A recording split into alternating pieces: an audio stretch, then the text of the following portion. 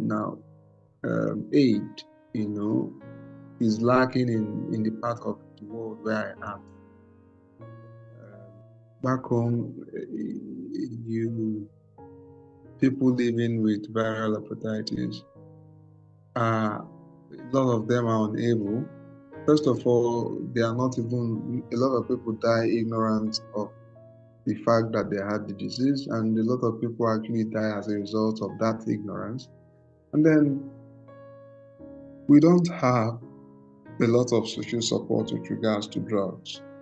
Like I told you, back home, I was the one buying my drugs, and it was pretty much expensive. Now imagine if I had not been gainfully employed back in Nigeria.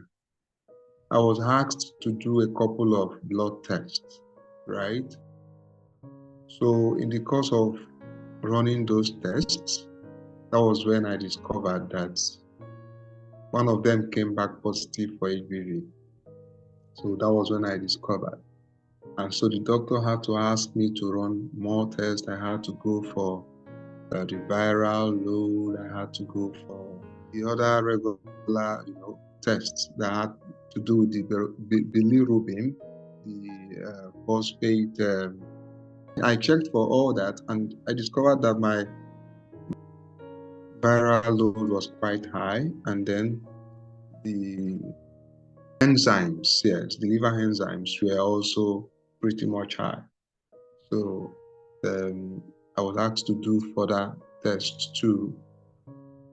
Then after everything, the doctor confirmed that, okay, you have HPV, and then you need to see a specialist.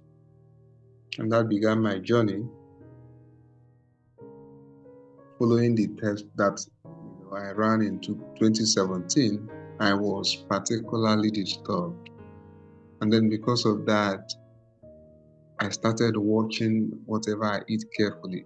I think for the next 1 year, 2 years, I ate pretty much vegetables and fruits. So I reduced drastically. People thought I was very ill because I was very scared of dying. So I had to start eating very healthy. I started exercising and all that. Of course, maybe because I now know rather, that I had this challenge, I started having the pains, I started being conscious. Prior to that time, I wasn't. Maybe I was having pains, but I never knew. But from that point, I started being conscious of, the joint, the pain to the muscles that comes, and goes and all that. I think apart from that, I've not really, faced any challenge. Yes, that and the fact that one would have to perpetually live on drugs, until maybe there is a functional cure, and then that one have to be going for checkup, regularly.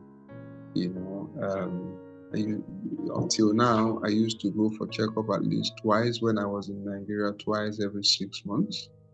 Pretty much that would, and then the cost also.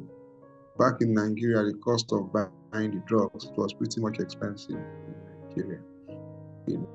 They need to change their lifestyle and start living healthy. Because I realized that when I started living healthy, started eating well, eating right, and then consistently took my drugs and went for my checkup, I was worried myself. I thought it was a death license until I was cancelled. And then I also got to know of a man that lived up to 80 years with me. It dispelled all fears I had. I can say confidently that I am living a very active and healthy life.